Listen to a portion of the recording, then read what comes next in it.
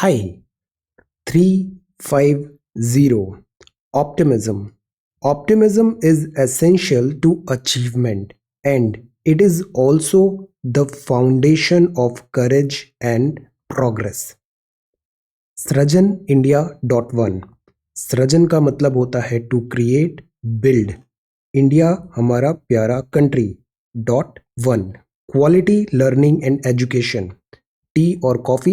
Well, this is live, and this is srajanindia.one, our new website. The purpose of education is to make good human beings with skill and expertise. Enlightened human beings can be created by teachers. srajanindia.one is for quality learning and education. See, अब ये नया website बनाया है, बिल्कुल build from scratch है ये. सी, यहाँ navigation अब बहुत इजी हो गया है. You can easily navigate. सारे वीडियोस आपको इजीली एक जगह मिलेंगे. एक और प्रॉब्लम आ रहा था नोट्स का. तो ये जितने भी कंपाइलेशन नोट्स हैं हमारे, सीएसई मेन सिलेबस, प्रीलिम्स के previous year question paper, quiz, daily brief, 5 minute English, rapid GK, you can easily download all these notes from here, from this page download.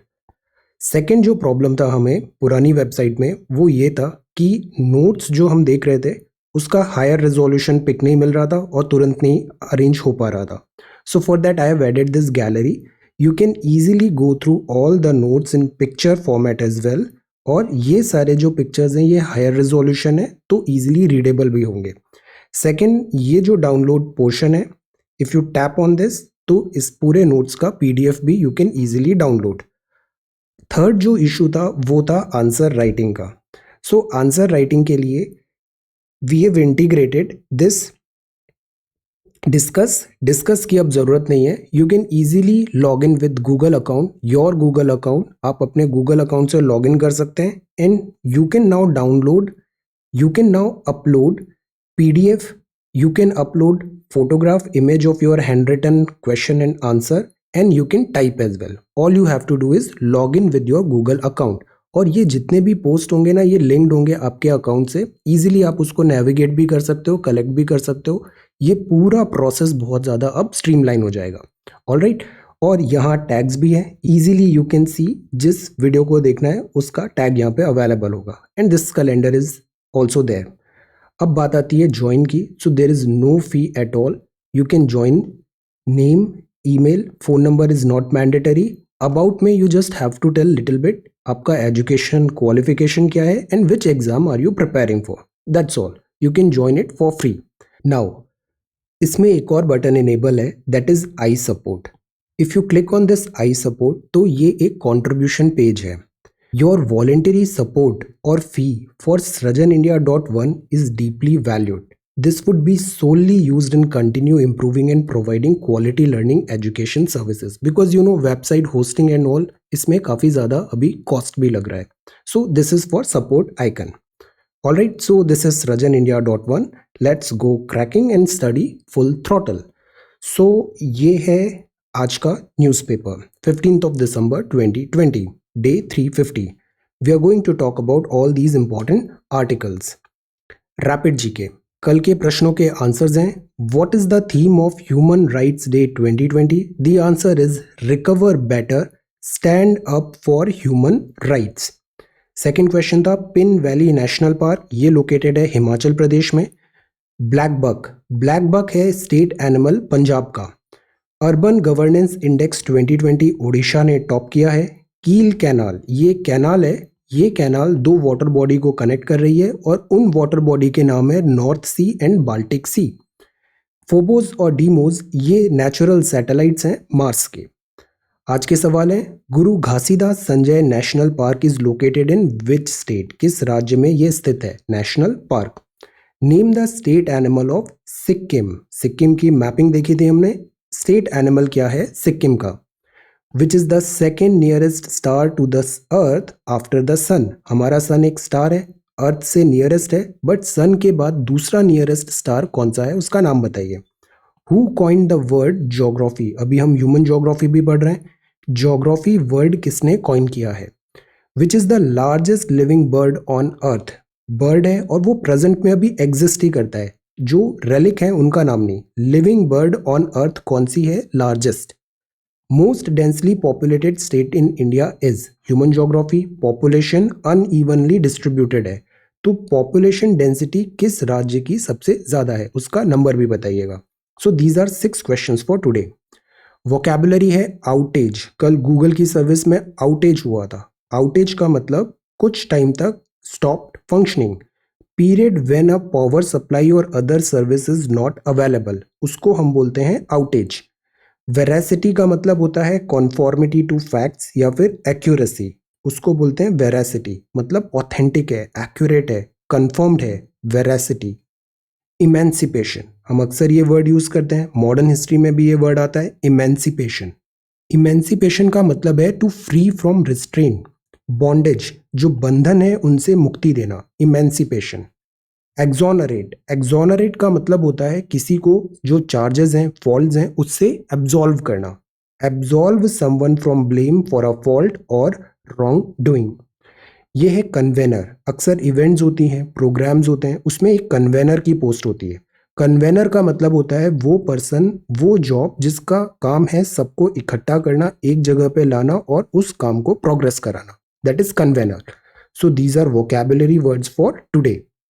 If you come across any other important word, write down that word along with its meaning in the comment section down below. आज हम पढ़ेंगे martial art form, this martial art form that is Gatka, Punjabi martial art form. Defence minister का ये statement है regarding China, और ये soft power diplomacy क्या होता है, will get to know. Then this is poll roll data, कोविड-19 vaccination priority, numbers marginal fall हुआ है फूड इन्फ्लेशन में, CPI inflation. Green over brown, ये एडिटोरियल है। Then firing a warning shot across big technology bows, ये जो Giants हो गए हैं टेक्नोलॉजी के, इनके अगेंस्ट नियम सख्त हो रहे हैं, will have a talk. Convergence of agrarian discontent in South Asia, India ही नहीं दूसरे साउथ एशियन कंट्रीज में भी एग्रैग्रियन, खेती से रिलेटेड डिसकंटेंट आ रहा है। India needs to rethink its nutrition agenda, stunting, wasting, body mass index. Then this is tax policy in trying times, tax policy, income tax act 1961 में और अखिलेश रंजन टास्क फोर्स के जो रिकमेंडेशंस है उसको इम्प्लीमेंट करने का टाइम आ गया है।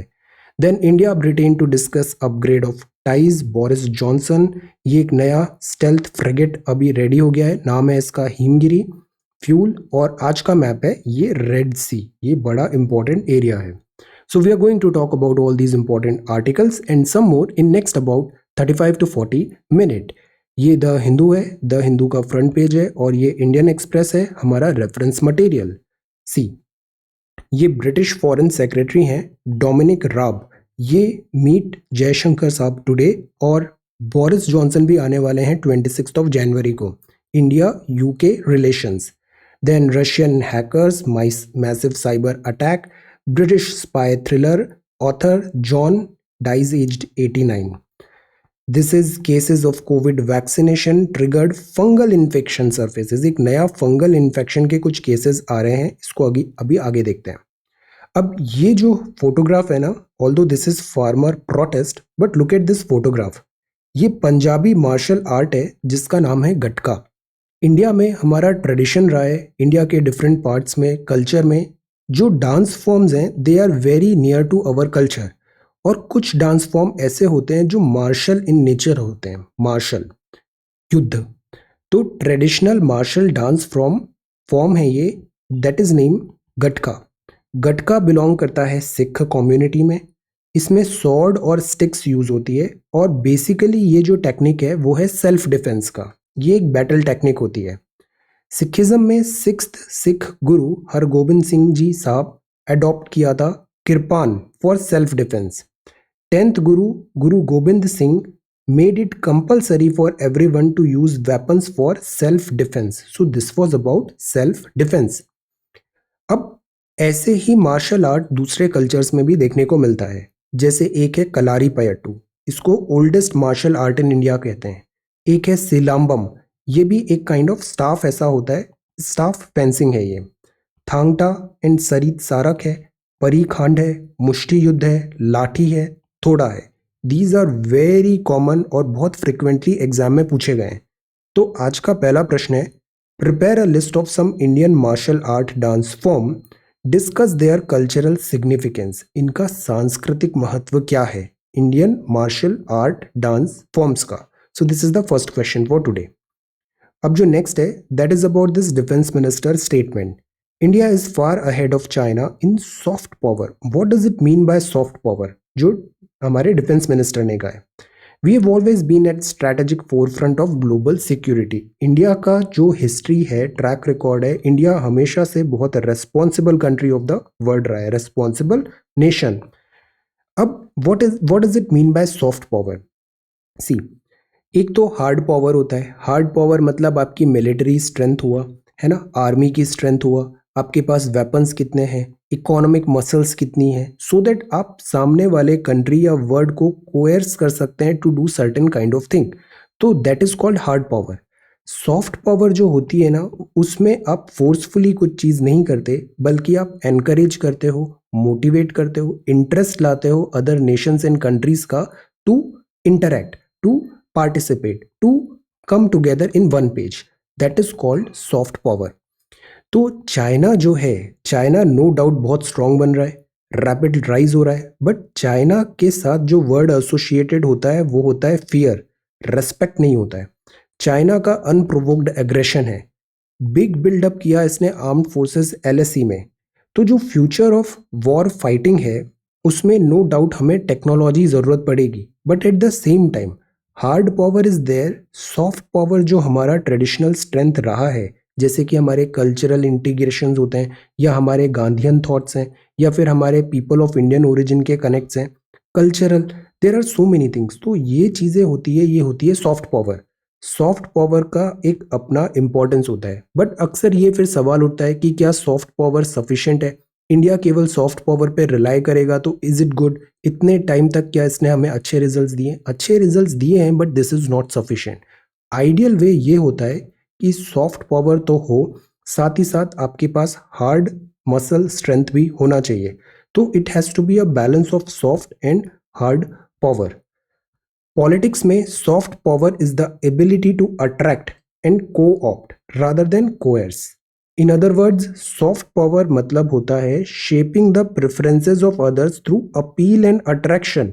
और ये अपील एंड अट्रैक्शन कुछ भी हो सकता है. पीपल ऑफ इंडियन ओरिजिन हो सकते हैं, हमारे कस्टम्स, हमारे ट्रेडिशंस, हमारे थॉट्स, हमारे कल्चर्स, हमारी practices.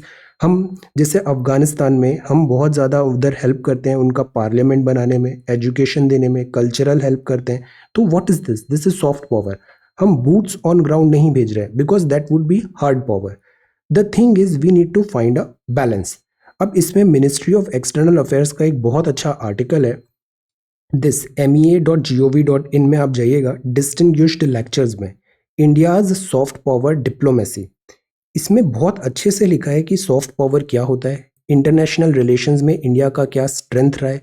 Geography is destiny, geography is destiny, the world is a kiln, we are clay. और इसमें ज्योग्राफी में सॉफ्ट पावर का क्या स्कोप है, क्या लिमिटेशंस है. When you get time have a look. मैं इसका पीडीएफ बना के भी सेंड कर दूंगा. This is mea.gov.in, India's soft power diplomacy. So this is the question for you. India's soft power diplomacy discuss. The point is we need to have an equilibrium. हमें बहुत ज़्यादा हार्ड पावर भी नहीं, बहुत ज़्यादा soft power भी नहीं, हमें एक बैलेंस बनाना चाहिए. सॉफ्ट पावर होनी चाहिए along with this hard power, और ये हमारी स्ट्रेंथ है. So we need to focus on this. अब जो नेक्स्ट है that is about this government to use poll roll data to allot कोविड-19 वैक्सीनेशन. कोविड-19 वैक्सीनेशन अभी आ रही है, कुछ ही हफ्तों में आ जाएगा. किसको पहले कोविड-19 दें, तो इसके लिए एक बना है कोविन. कोविन क्या है, कोविड वैक्सीन इंटेलिजेंस नेटवर्क.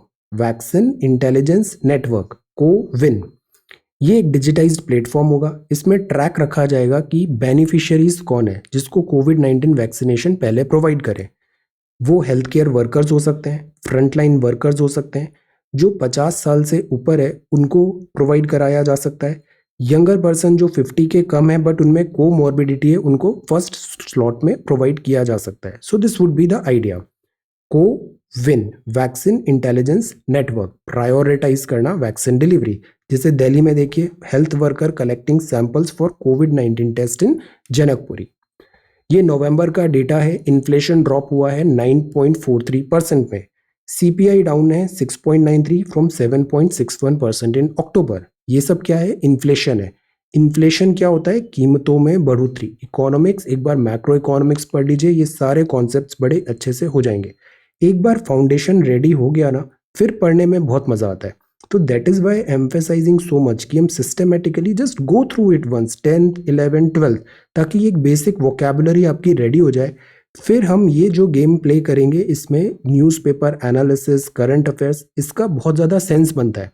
वरना अदरवाइज क्या होता है, स्टूडेंट्स सोचते हैं कि हम तुरंत यहाँ क्लास ज्वाइन करेंगे, दे पे a huge amount of fee, but वहाँ वो इतना कैच नहीं कर पाते। टीचर बहुत अच्छे से पढ़ाता है बट वो कैच नहीं कर पाते। कैच क्यों नहीं कर पाते? बिकॉज एक बेसिक होमवर्क रेडी नहीं है।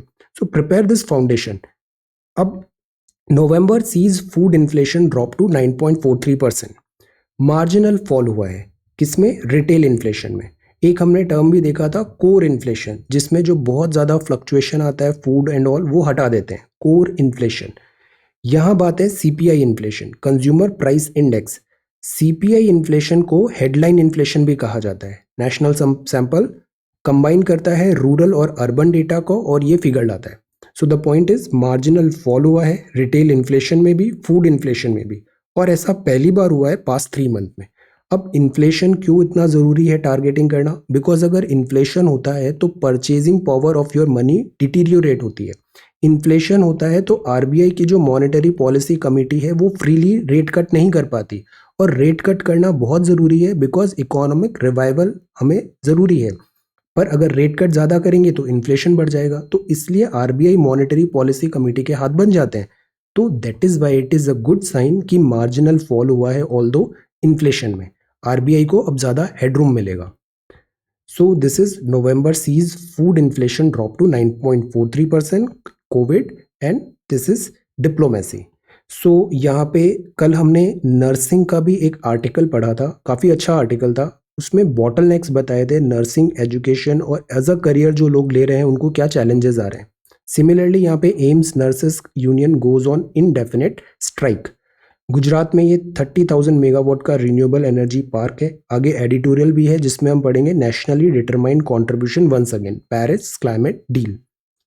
सॉलिडेरिटी का मतलब होता है वहाँ पे सपोर्ट दिखाना। अजिटेशन का मतलब होता है this, they are not feeling happy, set to join agitation protest. Then this is कोविड-19 ट्रिगर्ड। ये एक नया न्यूज़ आ रहा है, कोविड-19 जो पेशेंट्स हैं वो अगर रिकवर भी हो रहे हैं, उनमें एक फंगल इन्फेक्शन सरफेस है। ये प्रिलिमिनरी न्यूज़ है, ये डेवलप होता है तो फिर से हम इसको रिविजिट करेंगे। देन दिस इज कंडम, मतलब निंदा किया है। दिस इज एक्सोनरेट किया है, मतलब एब्जॉल्व किया है। And this is page number 5। Vintage, vintage cars होती हैं, विंटेज म्यूजिक होता है। विंटेज मतलब पुराना, विंटेज। अब ये है editorial. Green over brown, green over brown. यहाँ अगेन सेम जो नेशनल डिटरमाइंड कंट्रीब्यूशन की बात किया है, पेरिस क्लाइमेट डील का लास्ट कपल ऑफ वीडियोस से हमने देखा। इंडिया का जो क्लाइमेट गोल है वो इट्स ऑन ट्रैक। हमने जो प्लेजेस लिया था हम उसको फुलफिल कर रहे हैं। But future investments must be sustainable, sustainable रहना ज़रूरी है हमें। नेशनली डिटरमाइंड कंट्रीब्यूशन, ये हमने लास्ट क्लास में देखा। पेरिस डील में हम वॉलेंटरी बताया था कि हम ये सारे मेजर्स लेंगे so that we could help in contributing with this climate change. Green house gas emission का हम कम करें, इमिशन कम करें। तो ये जो प्रॉमिस हमने किया है, हम अपने प्रॉमिस ना तो फुलफिल कर रहे हैं बट हम उसको एक्सीड भी कर रहे हैं। कमिटमेंट को, जितना टारगेट था उससे ऊपर हमने कंट्रीब्यूट किया, अपने प्रोमिसेस फुलफिल किए। अब कार्बन सिंक की जो बात है, तो कार्बन सिंक में हमने बोला हम अफॉरेस्टेशन करेंगे। जब ये फॉरेस्ट लगता है, फोटोसिंथेसिस होता है, CO2 को एब्जॉर्ब करता है, तो एक बहुत बड़ा सिंक बन जाता है CO2 का फॉरेस्ट। अफॉरेस्टेशन मतलब फॉरेस्ट लगाना, डिफॉरेस्टेशन मतलब फॉरेस्ट का लॉस होना। तो we will focus on afforestation. Green energy पे हम एम्फेसाइज कर रहे हैं। अभी जैसे रिन्यूएबल एनर्जी के प्लांट गुजरात में बात है, रिन्यूएबल्स पे हमारा फोकस है।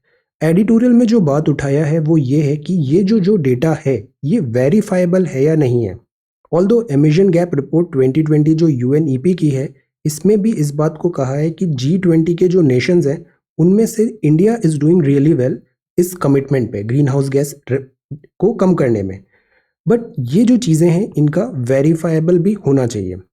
फ्यूचर इमिशन पे ध्यान देना चाहिए और ग्रीन इन्वेस्टमेंट कंटिन्यू होना चाहिए. So this is the thing, green over brown, sustainability is important. Then this is eastern disquiet, firing a warning shot across big technology bows. ये न्यूज़ अभी कॉन्टिन्यूसली बना है और बने रहेगा आने वाले टाइम पे. And this is a very important news template. ये समझने की बात है पॉलिसी मेकिंग, हम किस डायरेक्शन में हमें पॉलिसी मेकिंग ज़रूरी है. Firing a warning shot, because ये जो बिग टेक्नोलॉजी कंपनी है इनके प्रति बैकलैश बढ़ता जा रहा है. बैकलैश बढ़ता जा रहा है, not only India but all over the world. Lawsuits and regulatory moves west में सजेस्ट किया दैट ये जो इनका रैपिड राइज हुआ, मोनोपोली हुआ, इस पे एक चेक लगाना ज़रूरी है.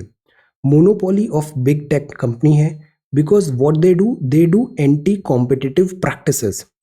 अब जैसे सर्च इंजन की बात आती है तो उसमें गूगल का कोई ऑल्टरनेटिव नहीं है. ऑल्दो देयर इज बिंग है, फिर एक डक डक गो भी आता है, बट याहू भी था, बट गूगल का कोई ऑल्टरनेटिव नहीं है. फेसबुक, सोशल मीडिया का ये जाइंट है. इंस्टाग्राम, फेसबुक, व्हाट्सएप सब इधर है. फेसबुक सोशल मीडिया का जाइंट है. ई कॉमर्स की बात आती है तो अमेजोन का कोई ऑल्टरनेटिव नहीं है. ई कॉमर्स में there is Amazon. Then Windows की बात आती है तो there is Microsoft, Windows Microsoft. और एप्पल इज एप्पल, एप्पल के प्रोडक्ट है, $1 ट्रिलियन कंपनी बन गई है. There is huge muscle power, money power. So ये क्या है, बिग टेक्नोलॉजी कंपनीज हैं.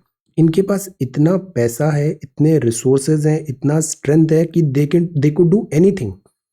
अब ये जो चार्जेस लगते हैं वो लगते हैं एंटी कॉम्पिटिटिव मेजर के. फॉर एग्जांपल जून 2008 में ये फिलॉसफी अपनाया गया था. ये आप अगर क्लोजली ऑब्जर्व करो, you could see this at so many places. It is better to buy than compete. जो भी आपका कॉम्पिटिशन दिख रहा है उसको खरीद लो और अपने अंदर काम करवाने लग जाओ.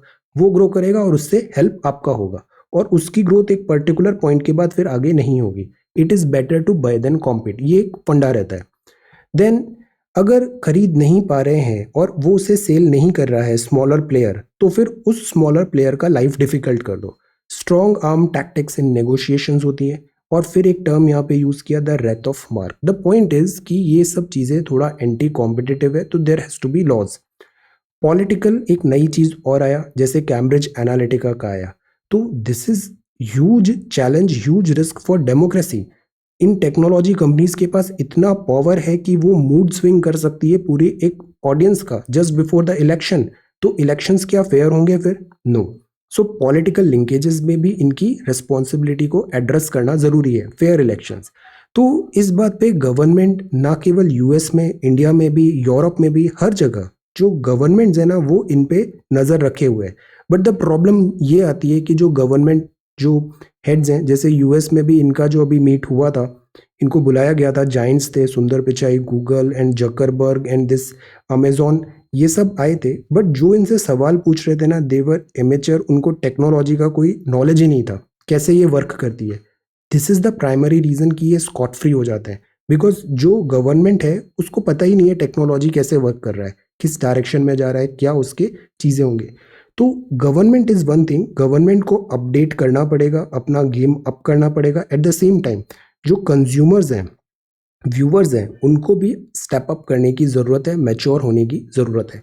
That is the only solution for this take boom. Because in the and फिर अगर ऐसी चीज़ें कंटिन्यू होती है तो वी ऑल सफ़र. अब ये है convergence of agrarian discontent in South Asia. South Asia में ऑल्दो बहुत सारे डिफरेंसेस होते हैं, बट अगर आप देखो ना तो लोग सब जगह एक जैसे हैं. वो जो लोग हैं उनकी प्रॉब्लम्स भी एक जैसी है. इकोनॉमी सबको अच्छा चाहिए, एजुकेशन सबको अच्छा चाहिए, इनकम चाहिए, पीस चाहिए, फैमिली सबकी प्रायोरिटी होती है, ग्रोथ एंड डेवलपमेंट चाहिए. तो these are the thing unite every one of us. यहाँ केस दिया हुआ है, pandemic opportunism, reviving resistance and voices of movement. Agriculture पर से जो है वो ना केवल इंडिया में बल्कि इधर साउथ एशिया के जितने भी नेशंस हैं सब जगह स्ट्रगल कर रहा है. And they all are trying to this raise their voices. कल एक और बहुत अच्छा व्यू पॉइंट है, जैसे एग्रीकल्चर में हम ऑल ऑफ अ सडन क्यों बोलने लग गए कि agriculture is not doing well, agriculture में वेस्टेज होता है, कमियां दिखने लग गई. द रीज़न इज़, एक टाइम था जब ग्रीन रिवॉल्यूशन आया तो हम सीवियरली फूड शॉर्टेज थे. उस टाइम पे हमारी प्रायोरिटी थी कुछ भी करके एग्रीकल्चर प्रोडक्शन अप करें. बट एक बार फूड हमारा सफिशिएंसी हो गया तो ये प्रायोरिटी खत्म हो गई, तो फिर हमें यहाँ पे दिस कमियां नजर आने लग गई ग्रीन रिवॉल्यूशन में कि इससे एनवायरमेंटल डैमेज हो रहा है and so on. This is nothing new, ऐसा होता है एंड इसी को बोला जाता है चेंज विद टाइम। तो एग्रीकल्चर को भी इवॉल्व होने की जरूरत है चेंज्ड सर्कमस्टेंसेस के accordingly. Convergence of agrarian discontent in South Asia. India needs to think rethink its nutrition agenda. ये भी कॉन्टिन्यूसली स्कोप हम ऑफ डिस्कशन में हमने कॉन्टिन्यूसली बात किया है। इंडिया में जो प्रॉब्लम आ रहा है वो आ रहा है माल न्यूट्रिशन का। माल न्यूट्रिशन की रिपोर्ट्स देखे, डेटा हमने देखा, national family health survey 5 poor nutritional outcome है। और the reason is piecemeal approach. Piecemeal approach मतलब हम काम कर रहे हैं बट वो फायर फाइटिंग मेजर है। आज ये पढ़ लिया, कल ये पढ़ लिया, परसों ये पढ़ लिया, फिर एक दिन रैंडमली ये नोट्स पढ़ लिए। इसको पीस मील अप्रोच बोला जाता है स्टडीज में। सिमिलरली हम न्यूट्रिशन में एजेंडा जो है वो भी हमारा फायर फाइटिंग ज़्यादा नजर आया, सिस्टमैटिक नहीं है। स्टंटिंग है, हाइट, वेस्टिंग है, weight, body mass index is poor. और ये poor one of the reason is because mother weak होती है तो चाइल्ड भी वीक होता है, undernourished mother and child. तो that is why Matritva Sahyog योजना है। जब भी सोशोलॉजी के ऐसे टॉपिक्स आते हैं आपको गवर्नमेंट स्कीम्स लिखनी है, वहाँ पे 2-3 स्कीम्स हमेशा लिखनी है आंसर में। Direct support is essential but at the same time अगर लॉन्ग लास्टिंग सॉल्यूशन हमें फाइंड करना है तो वो यही होगा कि हम स्ट्रेंथन करें इकोनॉमिक फ्रंट पे, विमेन एम्पावरमेंट करें, इंडिपेंडेंट बनाए, उन्हें फाइनेंशियली सस्टेनेबल बनाए। This would be the long long जो परमानेंट सॉल्यूशन, हम सस्टेनेबल सॉल्यूशन देखें तो वो ये होगा। सॉल्यूशंस भी जब भी लिखने होते हैं तो 2 टाइप के सॉल्यूशंस लिखते हैं।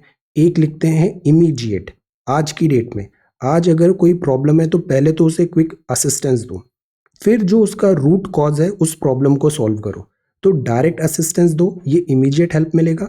फिर रूट कॉज को सॉल्व करने के लिए इकोनॉमिक स्ट्रेंथन एंड इंडिपेंडेंट बनाना जरूरी है। India needs to rethink its nutrition agenda. Poshan Abhiyaan important है, पोषण माह भी इंपॉर्टेंट है। Now this is tax policy in trying times. ये ट्राइंग टाइम्स है मतलब मुश्किल दौर चल रहा है, इसमें टैक्स पॉलिसी में भी रिफॉर्म की जरूरत है। ग्रोथ में एक टर्म कॉन्टिन्यूसली आया है, वो आया है के शेप्ड रिकवरी। वी शेप तो ठीक है और इसका स्लोप भी ठीक है बट के शेप्ड रिकवरी ज़्यादा विजिबल हो रही है। जब से पैंडेमिक आया आप देखना एक सेक्शन बहुत तेजी से ऊपर उठा है और दूसरा सेक्शन बहुत नीचे गया है। जो रिकवरी है उसमें एक सर्टेन कॉर्पोरेट्स थिंग्स थीम्स हैं वो डेवलप कर रही हैं, बाकी जो अनऑर्गेनाइज्ड है, स्ट्रीट वेंडर्स हैं, मेजॉरिटी जो सेक्शन है वो सफ़र कर रहा है। तो जो टैक्सेशन होता है इंडिया में वो होता है प्रोग्रेसिव। एक होते हैं डायरेक्ट टैक्स, दूसरे होते हैं इनडायरेक्ट टैक्स। डायरेक्ट टैक्स में भी अगर जो टैक्सेशन सिस्टम है वो प्रोग्रेसिव है, मतलब जिसकी जितनी तनख्वाह उसके हिसाब से उतना उसका टैक्सेशन। इनडायरेक्ट टैक्सेस एक सेम स्लैब होता है जो सब पे लग जाता है, जैसे जीएसटी का हमने स्लैब बना दिया। अब वो प्रोडक्ट है, मिल्क है, अगर 5 करोड़ पर एनम वाला पर्सन है या फिर 5 लाख वाला या 5,000 वाला, वो मिल्क उतने पैकेट का, मिल्क का जो पैकेट है वो उतने पैसे में ही लेगा। तो क्या हुआ इससे, इससे क्या हुआ, ये प्रोग्रेसिव नहीं हुआ, ये यूनिफॉर्म हो गया। इनडायरेक्ट टैक्स यूनिफॉर्म सब पे लग गया, चाहे कितने भी इनकम ग्रुप का वो पर्सन हो। जबकि जो टैक्स लगता है, इनकम टैक्स लगता है, पर्सनल टैक्स लगता है, वो होता है प्रोग्रेसिव। 5 करोड़ पर एनम वाले का टैक्स अलग होगा, 5 लाख वाले का अलग होगा, 5,000 वाले का अलग होगा। तो टैक्स पॉलिसी में भी ज़रूरी है कि हम, इसमें टर्म्स होते हैं, एक अच्छा फोटोग्राफ है, मैं उसको भी टेलीग्राम में शेयर करता हूँ। इक्विटी क्या होता है, इक्वालिटी क्या होता है, जस्टिस क्या होता है, इस टाइप से। तो हमारे यहाँ इनइक्वालिटी बढ़ी है। ऑक्सफॉर्म की रिपोर्ट भी बोलती है रिच गेटिंग रिचर और पुअर गेटिंग पुअरर, और पुअर इनको देख के खुश होते रहते हैं कि this is so rich, India का इतना बिलियनर है, मिलियनर है, but poor getting poorer. High net worth individual corporates, इनका इनकम बढ़ा है। बात आती है इक्वलाइजेशन लेवी लगाने का, जिसको गूगल टैक्स भी बोलते हैं। जैसे गूगल एक कंपनी है, फॉरेन कंपनी है, वो इंडिया में डिजिटल एडवर्टाइजमेंट कर रहा है, टैक्सेशन कैसे होगा उस पर, गूगल टैक्स, इसके इम्प्लीमेंटेशन में चैलेंजेस है। मल्टीनेशनल कंपनीज के टैक्सेशन में हमेशा प्रॉब्लम आता है बिकॉज ये टैक्स को बाईपास करते हैं, टैक्स हेवंस के थ्रू रूट होता है, तो उससे ये टैक्स का जो बास्केट है, टैक्स का जो नेट है उसमें ये आते नहीं है। टैक्स बेनिफिट पास ऑन करना शुड बी द प्रायोरिटी। दूसरी बात, अभी हमने डायरेक्ट और इनडायरेक्ट टैक्स देखा। डायरेक्ट टैक्स मतलब जिस पे टैक्स लगा है और जो टैक्स दे रहा है, कलेक्शन सेम पॉइंट पे है। इनडायरेक्ट टैक्स में ऐसा नहीं होता। इंडिया का जो डायरेक्ट टैक्स लॉ है उसको ज़रूरत है कि वो पेस रखे फास्ट चेंजिंग इवेंट से। Income tax act 1961 is important, इसमें कंटिन्यूसली अमेंडमेंट्स भी हुए हैं। अभी एक अखिलेश रंजन टास्क फोर्स ने रिकमेंडेशंस दिए थे, रीराइट करने की बात थी बहुत सारी चीज़ों को। इस रिपोर्ट को पब्लिक करना चाहिए और फास्ट पेस्ड मेजर्स लाने की ज़रूरत है tax policy in trying times में। ये कंटेंट है इस आर्टिकल का। Divided states of America, America में बहुत ज़्यादा पोलराइजेशन नज़र आया अभी कोविड के बैकड्रॉप में। Off the road, Himachal Pradesh governor Bandaru Dattatreya साहब नैरो एस्केप हुआ, car veered into ditch in this. Then this is RTC employ strike feeding farmer. No, this is the good thing, harmony, cooperation, everybody understand कि police अपना काम कर रही है, farmers अपना काम कर रहे हैं। This is important, again a good thing. Perpetrator मतलब जो गुनाहगार हैं। India Britain to discuss upgrade of ties. Now this is a good thing. Britain अभी सफर कर रहा है ब्रेग्जिट से, इंडिया ने भी अभी आरसीईपी से वॉकआउट किया, कोविड-19 का भी बैकड्रॉप है। इट इज बेटर कि जो दोनों कंट्रीज हैं वो यहाँ पे अपग्रेड करें अपने टाइज को।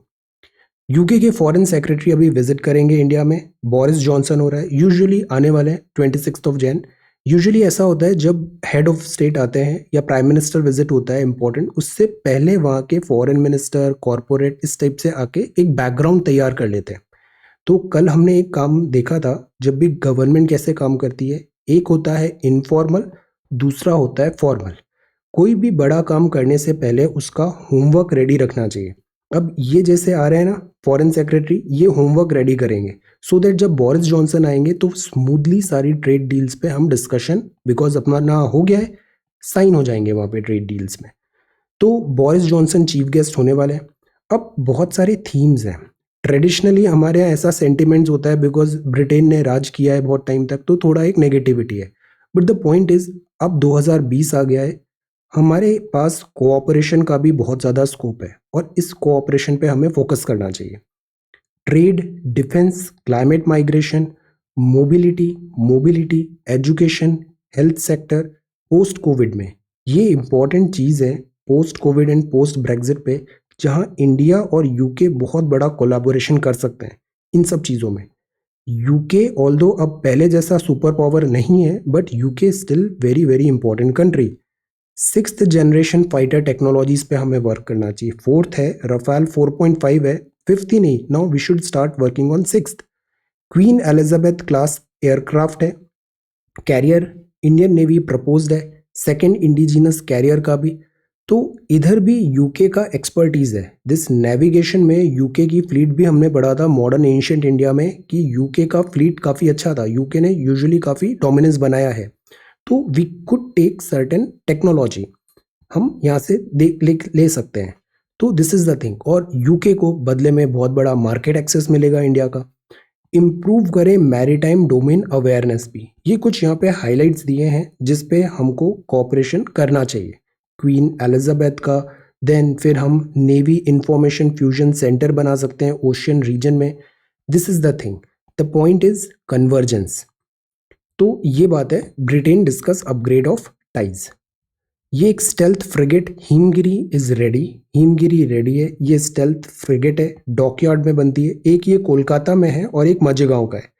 People witnessing the launch of stealth frigate Himgiri on Kolkata. और जो ऑफशोर पेट्रोल वेसल है उसका नाम सक्षम है, वो भी रेडी हो गया है। किसके लिए? कोस्ट गार्ड के लिए। ये हमारी जो बाउंड्री होती है ना समुद्र का, जो पास आसपास वाला एरिया रहता है इसको कोस्ट गार्ड करता है, और जो थोड़े दूर का होता है इसको नेवी करता है। Saksham launched into water to join coast guard. ये स्टेल्थ है, स्टेल्थ मतलब जो डिटेक्ट नहीं हो पाएगी, radar and all, this stealth frigate है। हिमगिरी जो है ये फर्स्ट ऑफ 3 स्टेल्थ फ्रिगेट है जो बिल्ट हुआ है गार्डन रीच शिप बिल्डर्स और इंजीनियर GRSE कोलकाता में। किसके अंदर? Project 17A for the navy के अंदर ये बना है, फर्स्ट ऑफ द 3। ये 2 लोकेशन पे बिल्ड हो रहा है, एक तो GRSE कोलकाता और दूसरा मजेगांव डॉक इन मुंबई। ये फ्रिगेट्स बन रही हैं। नेवी जो है ना, नेवी हमारा यूजुअली अंडर यूटिलाइज्ड रहा है। हम जितना फोकस यहाँ पे लैंड पे करते हैं, इवन एयरफोर्स पे भी करते हैं, नेवी पे हमने इतना फोकस किया नहीं और हमें करना चाहिए, because there is an entire ocean जो इंडिया के नेम पे है, हमारा बैकयार्ड है ये। तो we should focus on this stealth frigate Himgiri. और अभी ह्यूमन ज्योग्राफी में भी हम ट्रांसपोर्टेशन का चैप्टर देखेंगे। ट्रांसपोर्टेशन जो होता है ना, मेजॉरिटी ट्रांसपोर्टेशन होता है वो सी रूट से होता है, लेन्स ऑफ कम्युनिकेशन है ये। That is why naval presence हमें इंक्रीज करना चाहिए। अभी जैसे यूके के साथ भी हम this Queen Elizabeth class aircraft carrier है, इसके जैसा इंडिजिनियस कैरियर बना सकते हैं। अभी हमारा एक शिप अभी अलंग यार्ड में रखा हुआ है, डिसमेंटल हो रहा है। So we need to up our game in this maritime sector. Stealth frigate Himgiri is ready. More takers हैं private health care under PM Jay, then inspired by exploration, sci-fi, and this is splash into cyberspace, small but significant habitat trust award की बात है यहाँ पे। कौन सी fish है? Mahseer fish, Malabar tree toad मेढक, mahseer fish and Malabar tree toad western Ghat में। Then this is world news, British spy thriller author हैं, aged 89। Google hit by brief outage, outage और आउटरेज दो अलग वर्ड है। Then this is US electoral college set to vote, Joe Biden almost certain है। CII ने urge किया है centre को कि डिसइन्वेस्ट करें अग्रेसिवली और जो एसेट्स हैं उनको मोनेटाइज करें। फिस्कल मैनेजमेंट के लिए 3 साल का पर्सपेक्टिव जरूरी है। सीआईआई क्या है? Confederation of Indian industry. अभी कुछ दिन पहले हमने देखा सरकार एक अभी थोड़े ही दिनों में एक पॉलिसी लाने वाली है डिसइन्वेस्टमेंट के लिए, इसको रैपिडली बढ़ाएगी सरकार। डिसइन्वेस्टमेंट मतलब सरकार पुल बैक करेगी, प्राइवेटाइजेशन बढ़ेगा। Fuel demand drops 3.6% year on year मतलब 2019 का दिसंबर 2020 का दिसंबर, इसका कंपैरिजन हो रहा है year on year in November. Multiple bids है, एयर इंडिया सरकार बेचने की कोशिश कर रही है बट बेच नहीं पा रही है। अभी फिर से बिड्स आए हैं एयर इंडिया के, सेल प्रोसेस लेटेस्ट सी, पहले भी ऐसा हुआ था, कुछ प्रोग्रेस हुआ नहीं, इस बार देखते हैं Tatas in the ring. Then this is Burger King, discretionary spending set for uptick मतलब ऊपर की तरफ। वर्क फ्रॉम होम के कारण ई कॉमर्स सेल्स बहुत ज्यादा बढ़ा, नीलसन के सर्वे ने बताया। और ये है sports section. Now let us talk about Indian Express. See, Air India bids close, Tata and consortium led by staff in fray मतलब competition में they want to buy. Multiple expression of interest मिले हैं, qualified bidders to be notified January 5 में। ये चीज़ है, इसको सरकार ने स्वीटन करने की भी बहुत कोशिश किया था। टाटा दिस एयर इंडिया की बिड को, एयर इंडिया को सेल करना चाहती है गवर्नमेंट, बिकॉज ये एक वाइट एलिफेंट बन गया है, खर्चे बहुत आते हैं और आमदनी होती नहीं है, बट इसको कोई खरीदना नहीं चाह रहा है। सो लेट अस सी इस बार क्या होता है। सुप्रीम कोर्ट देखेगी feasible to examine validity of emergency. Emergency के कौन कौन से आर्टिकल्स हैं, जल्दी से बताइए सारे articles. Emergency, validity of emergency, क्या इंडिया में अभी फाइनेंशियल ट्रबल हो रहा है? क्या इंडिया में कभी फाइनेंस इमरजेंसी लगी है 360 ever? Then this is the city risk factor. See, ये एक नया न्यूज़ डेवलप हो रहा है, deadly fungal infection, Gangaram hospital में 12 केसेस आए हैं अभी, इसको अभी हम देखते हैं। ये महाशय धर्मपाल गुलाटी जी थे, MDH मसाले सच सच। This is Indian Express, prospects for recovery है। हंगर अलार्म, ये जो NFHS का डेटा आया है ना, पिछले कुछ दिनों के नोट्स आप देखना, ये माल न्यूट्रिशन इंपॉर्टेंट टॉपिक है आंसर राइटिंग सोशियोलॉजी में। हंगर अलार्म NFHS डेटा वहाँ पे ज़रूर मेंशन करना है। आंसर राइटिंग अब अपना वेबसाइट रेडी है, आप पोस्ट करो, will have very good, streamlined हो जाएगा सारा प्रोसेस वहाँ पे। Then India and a new tech order, इसमें बात है टेक्नोलॉजी के साथ इन्वॉल्व होना क्यों ज़रूरी है और बाइडेन के आने से क्या चेंजेस होगा। दिल्ली को चेंजिंग टेक्नोलॉजी के साथ अपनी पॉलिसीज चेंज करना चाहिए। Seeds of a revolution, agriculture is a drag on the economy, rural living. The point is time has changed, agriculture को भी इवॉल्व होना पड़ेगा। Drag on the economy, new farm law offer a way out. Then alarming trend of very high C section birth, ये ज़्यादा है, ये natural नहीं होता है, कट होता है। कई बार डॉक्टर्स इसको बोलते हैं this is not the right way. Alarming trend है for very high C section birth. Then इससे क्या कॉम्प्लिकेशंस भी होते हैं, ब्लड लॉस एंड इन्फेक्शन का, और हम अभी जैसे देख रहे हैं माल न्यूट्रिशन भी है, और हम इंस्टीट्यूशनल डिलीवरी पे बहुत ज़्यादा फोकस कर रहे हैं ताकि जो IMR है, MMR है, इन सब के फिगर्स हम कम कर सकें। डोमेस्टिक वायलेंस केसेस डबल हुए कर्नाटका में, वर्क फ्रॉम होम जब से हुआ है तब से ये चीज़ें बहुत ज़्यादा राइज हुई है, डोमेस्टिक वायलेंस, कोविड-19 का इम्पैक्ट। देन आईआईटी मद्रास में बहुत ज़्यादा कोविड के केसेस आए तो एकेडमिक एक्टिविटीज़ सस्पेंड हो गई है। ये फार्म रिफॉर्म्स पे कमेंट्री है, इंडिया एंड चाइना का कंपैरिजन है। देन ये जॉन ले, spies who were human rather than glamorous. Spice जो होते हैं ना, ऐसा जैसे मूवी में दिखाते हैं वैसा कुछ भी नहीं होता है। ऐसे ही गवर्नमेंट ऑफिशियल्स भी जैसा मूवी में दिखाते हैं ऐसा कुछ नहीं होता है। पुलिस पुलिस जो भी है, मूवीज होती है, reality is far different. Then this is US, health care workers get first shot of covid vaccination. Apple, now this is the thing, Wistron unit में जो डैमेज हुआ है इसके क्या कॉन्सिक्वेंसेज होंगे। These are the reason. जब law and order नहीं होता है ना तो कंपनीज आने से फिर झिझकती हैं, वो इन्वेस्टमेंट करती नहीं है। बट यहाँ फिर एक केस भी दिया है, वर्कर का इशू था, इसको सॉर्ट नहीं किया गया। This all thing has to be resolve, और रूल के हिसाब से, लॉ एंड ऑर्डर के हिसाब से। Big tech turns lobbyist loose on Europe alarming regulator. तो ये है दिस अवर न्यूज़पेपर। आज का मैप है, ये है रेड सी। ये एरिया बहुत न्यूज़ में है अभी, इजराइल एंड दिस अरब। तो रेड सी में जाना है तो हम यहाँ से इंडियन ओशन, कल अरब भी देखा था हमने, अरब सी। यहाँ गल्फ ऑफ अडन में आएंगे, सोमालिया, यमन, जिबौटी के बीच में। गल्फ ऑफ अडन से ये बाबल अप मंडप आएगा, यहाँ से हम एंटर कर लेंगे रेड सी में। रेड सी स्टार्ट है यहाँ पे, फिर सूडान, इथियोपिया भी है, टिग्रे रिबल्स भी पढ़े थे हमने। यहाँ से आएगा ये पूरा portion Red Sea. Red Sea, okay. Red Sea is very important because Red Sea से होते ही आती थी गल्फ ऑफ स्वेज और फिर मेडिटेरेनियन स्टार्ट होता था। इस एक कैनाल ने बहुत सारे चेंजेस लाए थे, कनेक्टिविटी क्लोज कर दिया था यूरोप का और इंडिया का। गल्फ ऑफ स्वेज है, स्वेज कैनाल है, पोर्ट साइड, और ये मेडिटेरेनियन। ये सिनाई पेनिनसुला है, ये गल्फ ऑफ अकाबा है, गल्फ ऑफ अकाबा, और इसराइल यहाँ पे भी ओपन है। तो this is Egypt, this is Israel, और ये है अपना दिस सऊदी, और ये है जॉर्डन। एंड यहाँ पे फिर Jordan River, Lebanon, Mediterranean start हो जाएगा। तो this portion is Red Sea, this portion is Red Sea, okay. So this is Red C.